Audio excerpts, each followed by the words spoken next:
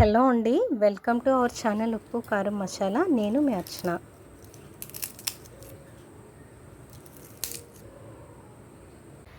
ఈరోజు నేను బూందీ చేయబోతున్నానండి.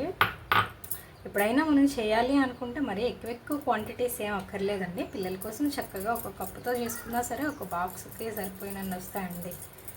పిల్లలకి చక్కగా 1 వీక్ వరకు సరిపోతుంది అనమాట.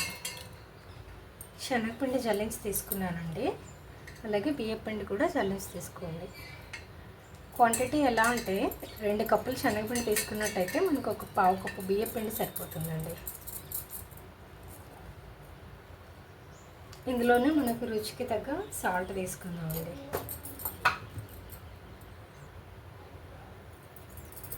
అలానే ఇందులో వాము పొడి తీసుకుంటే చాలా బాగుంటుందండి. 1 స్పూన్ వాము ఇలా తీసుకొని దీన్ని మిక్సీ జార్లో వేసుకొని జల్లించి తీసుకోవాలండి. మిక్సీ జార్ కొంచెం తడిగా ఉందండి, అందుకే నేను కొంచెం రోట్లో తీసుకుంటున్నాను. ఇలా వాము పొడి వేయడం వల్ల ఫ్లేవర్ కూడా చాలా బాగుంటుందండి. చిన్నపిల్లలకు కూడా చాలా మంచిదన్నమాట.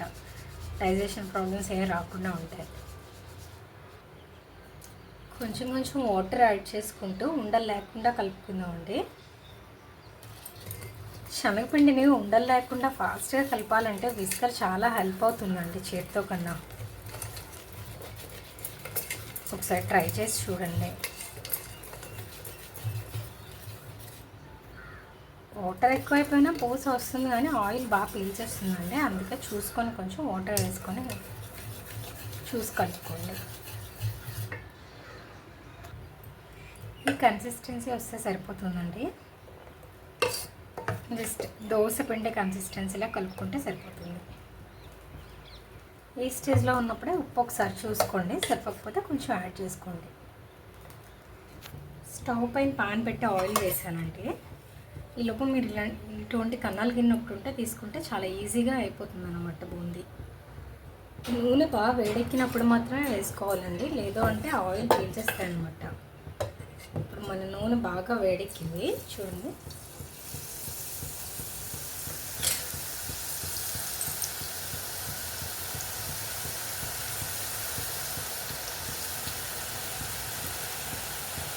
పూస ఎంత రౌండ్గా వస్తుందో చూడండి.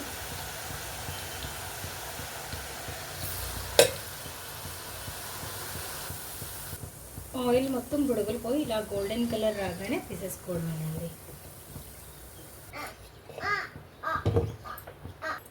ఇలానే మనకి ఎంత కావాలంటే అంత వేసుకోవచ్చండి. ఒకవేళ ఎక్కువ పిండి వేయాలి అనుకుంటే, అంటే కొంచెం ప్యాన్ వెడల్పుగా ఉందనుకోండి, ఎక్కువ ఇలా పెట్టుకొని పైన గరిటతో వేసుకుని సరిపోతుంది.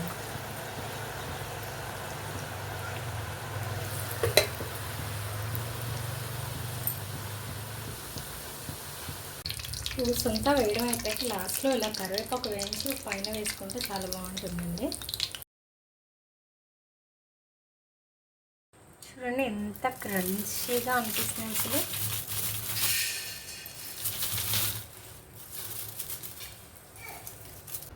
నేను సన్నకార పూస చేయబోతున్నానండి. దానికోసం కొంచెం శనగపిండి, 2 కప్పులు శనగపిండి తీసుకున్నాను. దానికోసం 4 టేబుల్ స్పూన్ల బియ్యపిండి తీసుకున్నానండి. అలా తీసుకున్న దాన్ని కొంచెం గట్టిగా ముద్దలా కలుపుకోవాలి. దీన్ని ఇందులోనే కొంచెం వాము పొడి, రుచికి తగ్గ ఉప్పు కూడా వేసుకోవాలండి. కొంచెం చపాతీ ముద్ద అంత గట్టిగా కాదు, కానీ దానికన్నా కొంచెం లూజ్గా, మరీ పలుచగా కూడా కలుపుకోకూడదు. ఈ కన్సిస్టెన్సీలో కలుపుకుంటే సరిపోతుందండి. ఆయిల్ వేడైందండి. ఇందులో ఇప్పుడే నేను కారపూస చేశాను, అందుకే పైన ఇలా తేలింది. ముద్దని ఇలా సంతి గొట్టాల్లో పెట్టుకున్నామండి.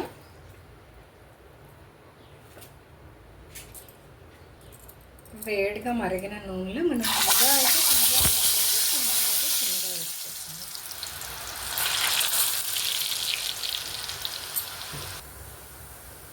ఇలా మనకి ఎన్ని కావాలంటే అన్ని వేసుకోవడమేనండి.